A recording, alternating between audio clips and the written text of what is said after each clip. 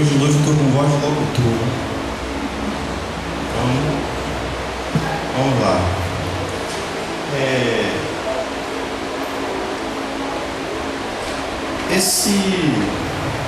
Esse capítulo, Caridade com os Criminosos,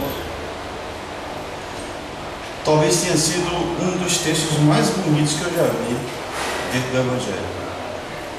Quando eu li ele várias vezes, fiquei refletindo no seu conteúdo. Ele é um conteúdo extenso, são muitos parágrafos. E eu fiquei pensando qual desses parágrafos eu ia destacar por causa do tempo, né? E eu cheguei à conclusão de que não deveria remover absolutamente nada. Então a gente vai fazer uma leitura desse texto e junto com vocês a gente vai refletir um pouquinho sobre o conteúdo dele, tá certo? É um dos textos assim que eu vi mais carregado, onde traz temas como caridade, amor ao próximo, transformação, reforma íntima, seguir o exemplo de Jesus Cristo. Então todas essas coisas estão dentro desse texto. Então a gente vai fazer uma leitura e aos pouquinhos a gente vai trabalhando nele. Eu vou ler por aqui para não precisar ficar me mirando toda hora. Então o primeiro parágrafo ele fala assim: a verdadeira caridade é um dos mais sublimes ensinamentos de Deus para o mundo. Entre os verdadeiros discípulos da sua doutrina deve reinar a perfeita fraternidade. Devem amar os infelizes, os criminosos, como criaturas de Deus, para as quais, desde que se arrependam, serão concedidos o perdão e a misericórdia, como para vós mesmos, pelas faltas que cometeis contra as suas leis. Pensai que sois mais repreensíveis, mais culpados que aqueles aos quais recusaram o perdão e a comiseração, porque eles quase sempre não conhecem a Deus. Como o conheceis? E lhes será pedido menos do que a vós. Vamos dar uma paradinha aqui só nessa parte, nesse primeiro texto.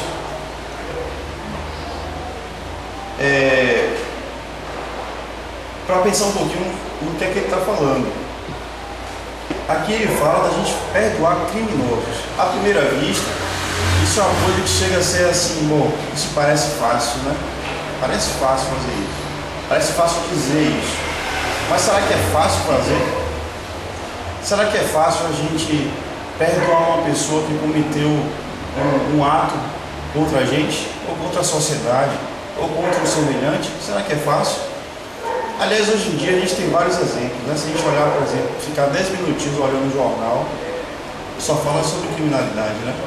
E às vezes a gente se pega falando coisas do tipo: ah, mas que é isso? Esse cara tem que estar preso, não tem que sair mais da cadeia. A gente não fala essas coisas? E aqui nesse texto ele vem falando justamente o contrário, que a gente deve amar e chama essas pessoas de infelizes, né? E aí eu fiquei pensando, por que ele fala, por que ela fala, né? Elizabeth de França fala sobre essas pessoas como infelizes. Se a gente for olhar na linha da evolução, tá?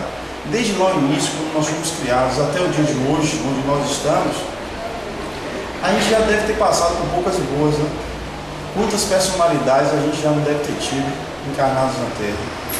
Já fomos guerreiros, já fomos reis, talvez já tenhamos sido criminosos, não é?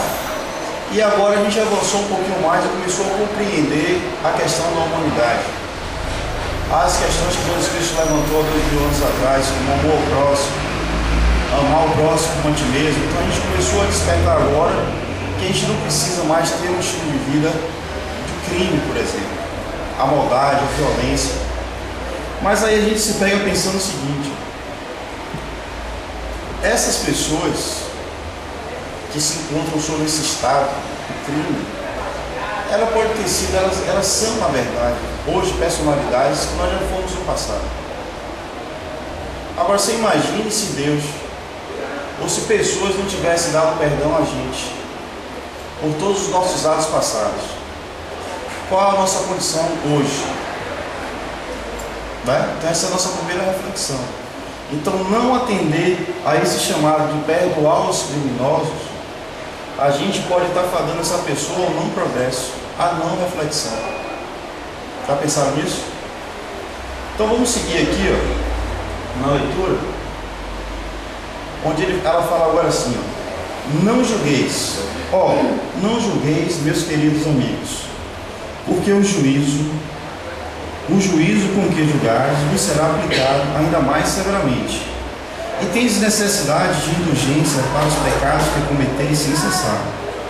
Não sabeis que há muitas ações que são crimes aos olhos de Deus de impureza, mas que o mundo não considera sequer como faltas leves?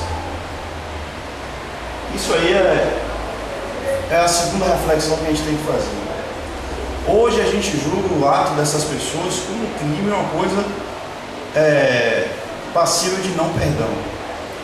Mas será que os crimes que a gente comete hoje sem saber e que as leis permitem, por exemplo, porque ainda não foi dado ao homem entender toda a natureza da lei de Deus, mas que no futuro talvez a gente venha identificar que coisas que a gente faz hoje rotineiramente pode ser um crime perante Deus?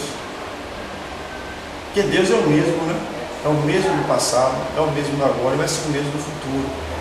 O que muda é a nossa natureza em relação à nossa evolução. Então, no passado, por exemplo, eu podia estar cometendo crimes que hoje a gente acha, por exemplo, insuportável, como, por exemplo, o aborto. Para algumas pessoas, o aborto é uma coisa insuportável, nem pensar um negócio desse. Mas, alguns anos atrás, talvez até na nossa outra encarnação passada, isso podia ter sido tolerado. A gente podia dizer assim, não, está certo. Eu concordo com o aborto. Mas bastou só uma encarnação, uma reflexão para hoje a gente já entender que isso não é uma coisa muito legal. Tá certo? Mas aí hoje o que a gente faz? Talvez alguém que tenha cometido isso ou pense em cometer, a gente recrimina essa pessoa e diz que ela é uma criminosa. Está tirando a vida. Né? Mas a gente não esquece que talvez a gente já pensou igual. Então o fato de a gente ter mudado a nossa reflexão, a gente ter dado um passo, um pouquinho, né? Um passinho só à frente, e já começar a compreender algumas coisas da natureza da lei de Deus, não nos coloca no patamar de ser melhor do que o mundo. Pelo contrário, nos coloca no patamar de que a gente já passou por essas coisas e, portanto, a gente tem, digamos, a obrigação de compreender essas pessoas. E quando a gente fala assim, perdoar, não está falando agora da gente aceitar crime, aceitar o ato dessas pessoas. Ele está dizendo aqui somente isso, não julgueis, só isso. Tá? Uma coisa interessante, já existem essas ações por aí, de pessoas que se propõem a visitar essas pessoas em penitenciários ou em cadeias e conversar com elas, dar um apoio psicológico, uma conversa. Tá? E isso está servindo para essas pessoas refletirem. Uma experiência que a gente vai ver mais adiante aí, que para mim foi assim, o limite, acho que do ser humano, né? O limite do momento de uma reflexão. Então vamos seguir lendo mais um pouquinho para poder a gente entender sobre o que eu estou falando. Aí ele fala assim, a verdadeira caridade não consiste apenas na esmola que dás, nem mesmo nas palavras de consolação com que as acompanhas. Não é isso apenas que Deus exige de vós. A caridade sublime, ensinada por Jesus, consiste também na benevolência constante e em todas as coisas, para com o vosso próximo. Podeis também praticar essa sublime virtude para muitas criaturas que não necessitam de esmola, e que palavras de amor, de consolação, de encorajamento conduzirão ao Senhor. Então, perdão, a gente levar a nossa energia, basta só energia, a essas pessoas, já proporciona a elas uma reflexão de mudança. Isso não quer dizer que a gente vai mudar o mundo, né? Que a partir de hoje, se a gente começar a pensar nessas pessoas, orar por elas, né? Ao invés de recriminar o ato delas, não quer dizer que o mundo vai mudar da noite para o dia. Mas é uma ação que beneficia essas pessoas à reflexão. A gente sabe que na evolução do mundo vai chegar um momento que algumas pessoas ou alguns espíritos não vão estar mais compatíveis com a energia da Terra. Todo mundo já ouviu falar sobre isso? Que a gente vai passar por um momento agora, que é um momento de mudança, onde a gente vai ter um pouco mais de paz, um pouco mais de tranquilidade aqui na Terra. E só pessoas compatíveis, espíritos compatíveis com essa energia, é que vão poder reencarnar de novo, tá certo?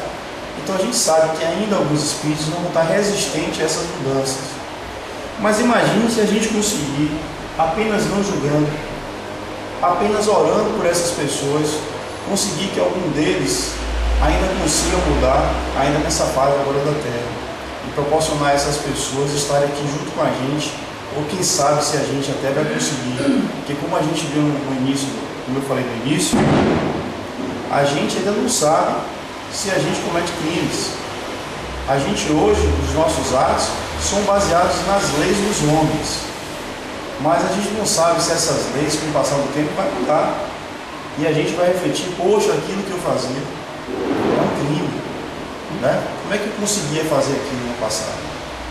Então, não vamos pensar que essas pessoas estão muito distantes da gente, tá certo? No ato, talvez, mas no que tange a lei de Deus, talvez a gente esteja no mesmo patamar e necessite de um perdão, tal qual eles precisam agora, certo? Vamos continuar lendo aí.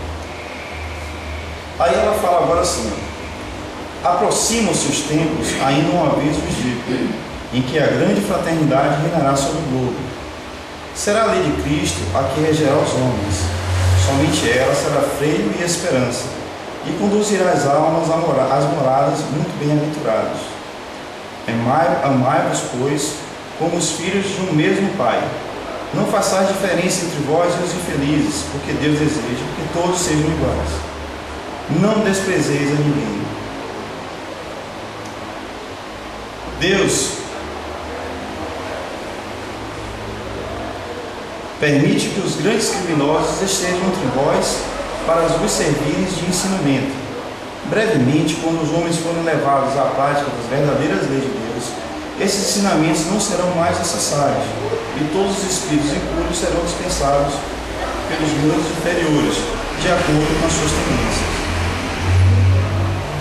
Deveis a esses de que vos falo o socorro de vossas preces. Eis a verdadeira caridade. Não deveis dizer a um criminoso: é um miserável, deve ser chipado da terra. A morte que lhe inflige é muito branda a uma criatura dessa espécie. Não é assim que deveis falar. Pensai no vosso modelo, que é Jesus. Que diria ele, se fizesse esse feliz ao seu lado? Havia de lastimá-lo, considerá-lo como um doente muito necessitado, e lhe estenderia a mão. Não podeis, na verdade, fazer o mesmo, mas pelo menos podereis orar por ele, dar-lhes assistência espiritual durante os instantes que ainda lhe deve permanecer na terra. O arrependimento pode tocar-lhe o coração, se orardes com fé. É vosso próximo como o melhor dentre os homens. Sua alma transviada e revoltada foi criada como a vossa, para se aperfeiçoar. Ajudai-o, pois, a sair do lamaçal e orai por ele. Perceberam a intensidade desse parágrafo? Então, a condição da gente talvez não estar hoje praticando crime, não nos coloca num patamar melhor do que eles, mas nos coloca num patamar de obrigação de ajudar essas pessoas. Então ele fala ali, de orar por essa alma transviada e revoltada. Ela foi criada como a nossa, ou seja, todo mundo teve a mesma origem, da mesma forma. A condição é somente da reflexão. Novamente eu falo, se pessoas ou momentos não tivessem acontecido em nossas vidas para a gente refletir, estar aqui hoje tentando buscar um alimento espiritual para revigorar nosso espírito, a gente talvez estivesse num patamar talvez até pior. A gente não conhece a nossa história, a gente na verdade não lembra da nossa história. Mas Laminaz, ele faz uma pergunta, que essa pergunta ele traz um cenário onde a gente vai refletir sobre todas essas coisas que a gente está conversando aqui. Então vamos ler esse texto e a gente vai refletir sobre esse cenário agora. Um homem está em perigo de morte. Para salvá-lo, deve expor a própria vida. Mas sabes que é um malvado e que, se escapar, poderá cometer novos crimes. Deve-se, apesar disso, arriscar-se para o salvar? Então, tem um criminoso em que, na nossa percepção de julgamento, se eu salvar aquele indivíduo, ele vai voltar para a vida de crime. E se eu salvar ele, eu posso expor minha própria vida. Devo arriscar salvar? Esse é o cenário.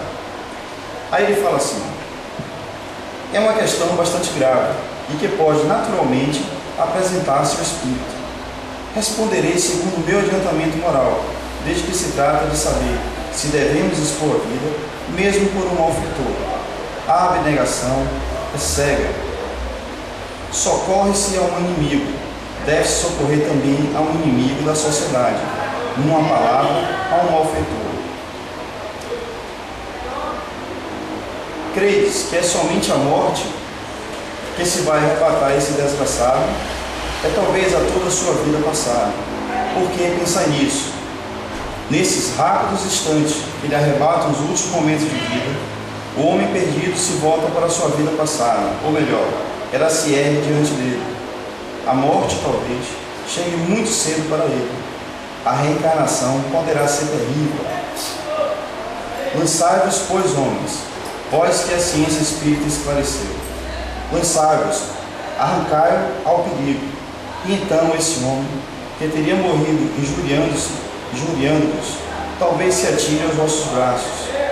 Entretanto, não deveis perguntar se ele fará ou não, mas correi em seu socorro, pois salvando, obedeceis a essa voz do coração que vos diz: podeis salvá-los, salva. Essa reflexão, ele começa a falar sobre responderei segundo o meu adiantamento moral. Ou seja, é uma opinião dele, a percepção dele, que ele tem desse cenário. Cabe a gente refletir como a gente estaria nesse cenário, não é? Como a gente enxerga essa pessoa. E aí o que me deixou mais assim, refletindo sobre esse cenário, é que mesmo diante da morte, aquele último instante da morte, ainda há a esperança da pessoa mudar. Porque diz que nesse momento a pessoa faz um retrospecto da vida dela. E nesse momento pode acontecer uma reflexão de mudança. E aí ele fala ali, ele pode jogar-vos aos vossos braços. Ou seja, se a gente não fizesse nada, ele ia morrer injuriando a gente, né? Com raiva, com ciúme, seja lá o que motiva essa pessoa. Mas o ato de você tentar ajudar fez com que ele refletisse, e ao invés de ele ter aquela angústia, e aquela dor, e aquela raiva, fez ele refletir e atirou-se aos seus braços. O que significa atirou-se aos seus braços? Ele espera um perdão, né? Ele espera uma ajuda, ele está ali se doando para aquela situação, para aquele resgate. Então a responsabilidade da gente é muito grande, né? Então, por exemplo, hoje eu vejo noticiário, vejo assim conversas, grupo de conversas, na hora do almoço, às vezes no trabalho, as pessoas fazendo um julgamento do julgamento, né?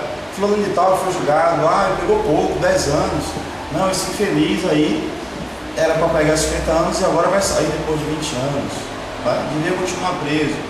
Então, ao invés de a gente fazer esse tipo de coisa, por que a gente não faz uma oração?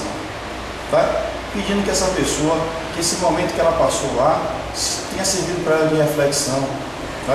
Ou que em qualquer momento, que essa oração chegue para ele como um bálsamo, para refrescar, porque quem é que sabe o que é que está motivando aquela pessoa.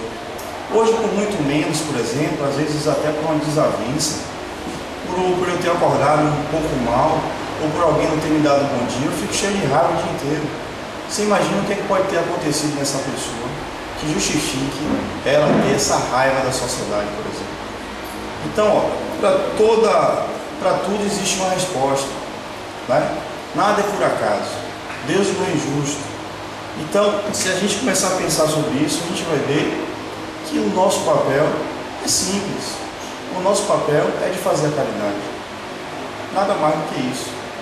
E a gente já viu em outras palestras, a gente já leu no Evangelho, em outras situações, que fala: amai a vossos inimigos. Já viram isso? amai os vossos inimigos. Se a gente pode amar os inimigos, por que não amar os inimigos da sociedade? A sociedade que a gente vive, por exemplo.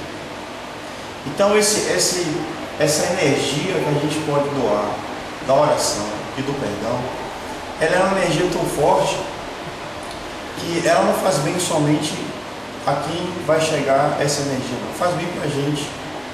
Tá? O perdão, na verdade, ele é uma doação, mas ele também é um pedido. Né?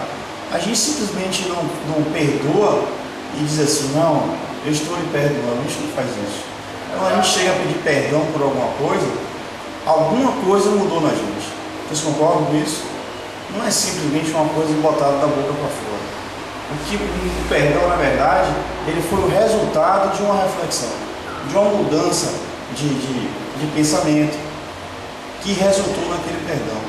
Então é uma energia muito forte. Então não é uma coisa para a gente tratar de forma leviana, tá certo?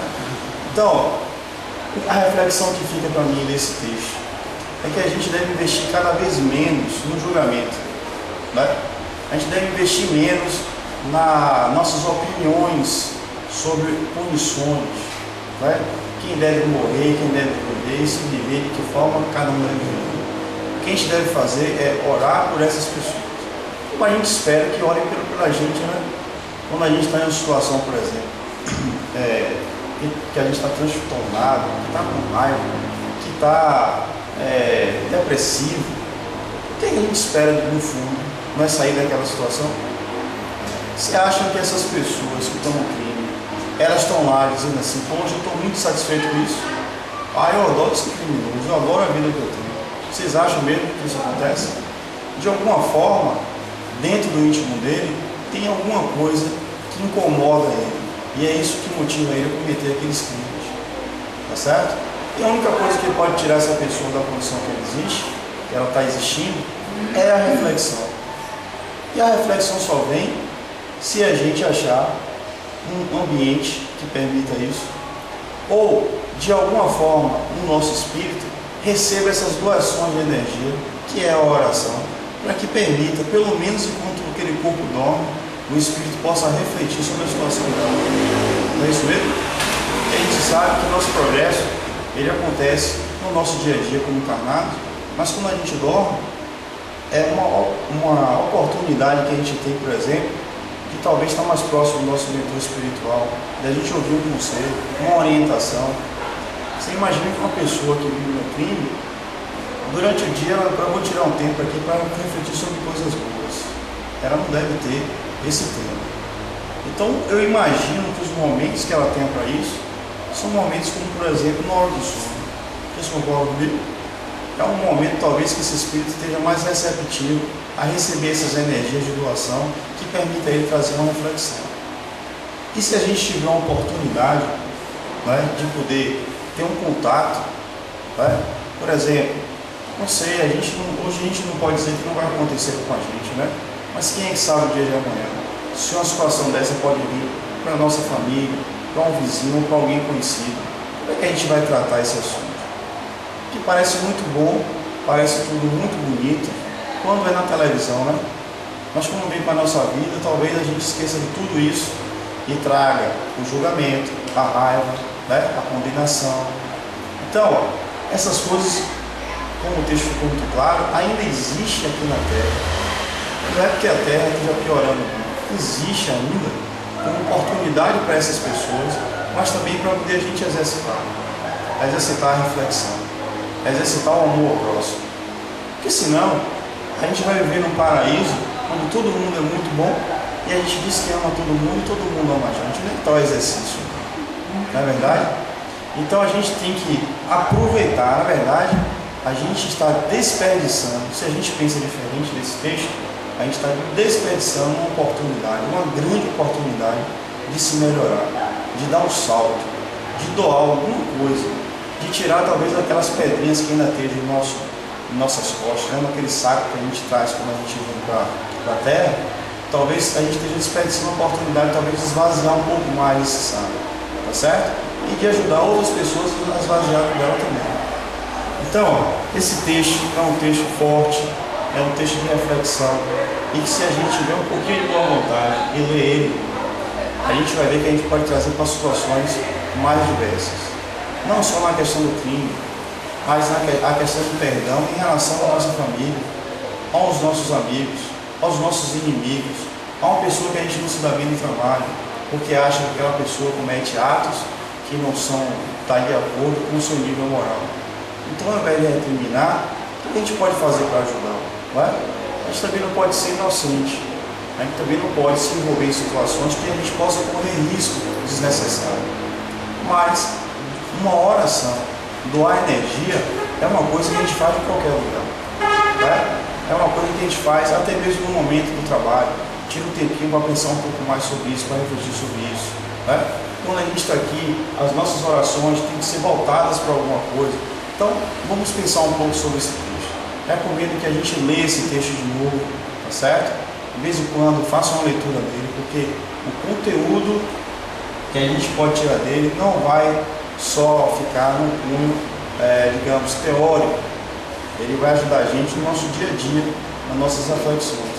E aí talvez aquele tempo que a gente doava para ficar assistindo talvez 1 hora de noticiário, não só tem notícia ruim, a gente tire 15 minutos, desliga a televisão, vai para o nosso quarto, reflete um pouquinho e aí faz uma oração por todas essas pessoas que ainda precisam dessa ajuda, certo? E outra coisa, a gente tem que ter cuidado, porque quando a gente começa a esse julgamento, é porque está acontecendo um envolvimento psicológico com aquela situação. Tá? E aí é que corre o perigo. Porque você, quando começa a dar opinião sobre uma coisa, você está abrindo uma porta que você não sabe se você vai conseguir depois destravar ela. Então a melhor coisa que a gente faz é não se envolver com o julgamento. No lugar do julgamento, a gente colocar o perdão. Que esse sim é um sentimento que pode beneficiar tanto a gente quanto a essas pessoas. Então, fica aí a reflexão de Elizabeth de França, escrito desde 1862, então isso está aí há muito tempo, não é? Eu acho que ela estava prevendo que a gente ia chegar nas condições que a gente chegou hoje e a gente deve exercitar, mas exercitar não é só ficar na teoria. Exercitar é você amadurecer esse pensamento e fazer esse pensamento algo seu, algum valor seu. E aí só assim a gente consegue contribuir com a energia. Porque da boca para fora, a gente sabe que as coisas não funcionam. Tem que ser de dentro. E para estar lá dentro precisa entrar. E só existem 2 portas que a gente tem para poder a gente produzir esse tipo de energia. É através da mente e através do coração. Só existem essas 2 portas. Essas 2 portas são as portas que a gente abre para receber essas coisas. E se a gente abre essas 2 portas para receber coisas do tipo só pensar no crime, só pensar no ato, no julgamento, que tipo de energia a gente vai ter? Que tipo de energia a gente está levando para a nossa casa, para o nosso trabalho?